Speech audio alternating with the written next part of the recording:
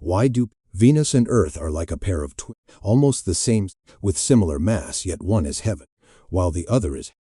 The Soviet Union frantically launched 16, but in the end, all of them, the one that lasted the longest operated for only one. They were not smashed on impact, or they were simply by the horrific heat. Venus has a surface temperature of up to 460, even hotter than Mercury, the planet close. Its atmospheric pressure is 9, equivalent to diving 900 meters. Before, your bones would probably. But the strangest thing does not. Scientists discovered that Venus, in the solar system, that on Venus the sun rises in the west, and not only that, it spins in one day on Venus. Its rotation equals 243 Earth days, even longer than a Venusian year. The period it takes to orbit, however, about 4. This place may once have covered with a and perhaps even life once. So what turned that paradise into hell? The answer lies deep beneath Venus. In 2024, the Nature Astronomy published a shocking Venus is still experiencing large-scale. Scientists analyzed radar data from and found fresh lava flows in 2 different. Venus may experience as many as 120 volcanic. This shows that Venus is not a dead planet, but a boiling hellscape.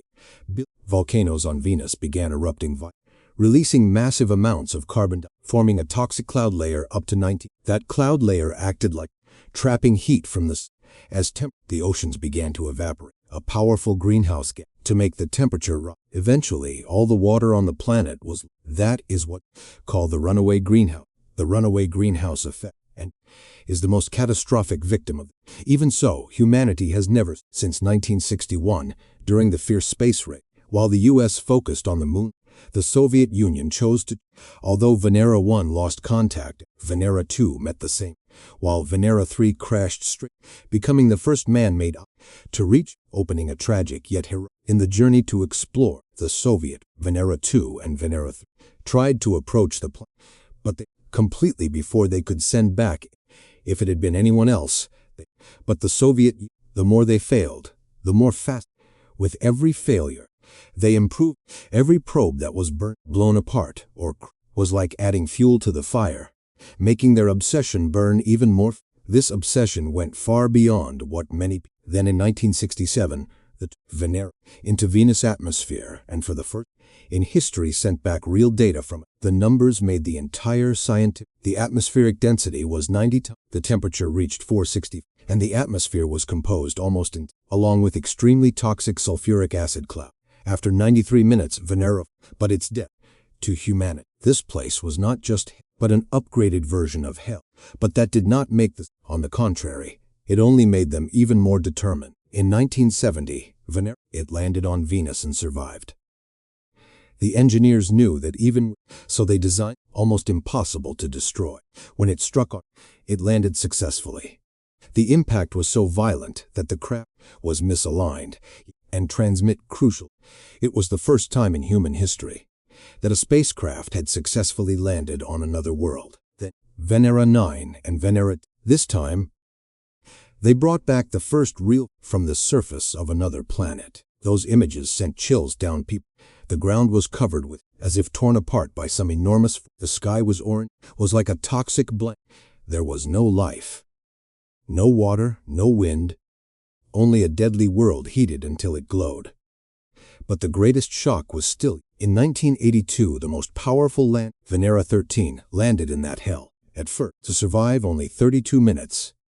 But in the end it managed, setting the record for the longest on the surface of Venus.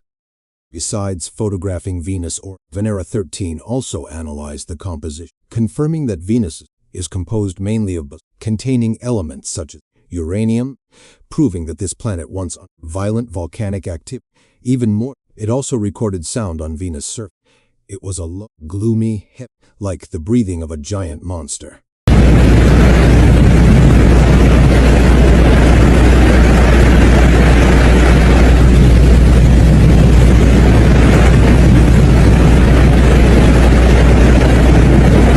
Because Venus's atmosphere is, the sound of the wind is like, from the depths of hell.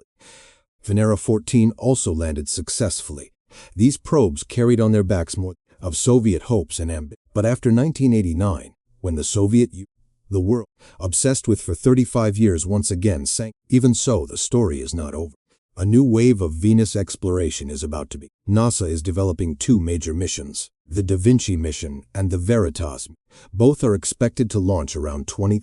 Da Vinci will drop a probe into the atmosphere, plunging straight into Venus' depth to look for evidence that the planet wants the spacecraft to survive only about an hour before being crushed. Meanwhile, Veritas will use radar to map more than 98% of Venus, with hundreds of times better than the spacecraft, more than 35. And the European Space Agency will also launch mission around 2031. In addition, China has also included from Venus atmosphere in its space for the 2028 to 2035 period. So why is the whole world so focused? Because V could also be Earth's two planets with similar.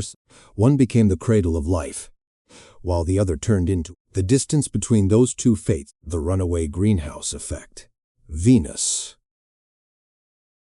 has used its own death to teach humanity a harsh lesson on Earth. If we do not protect this, then Venus could become Earth's tomorrow.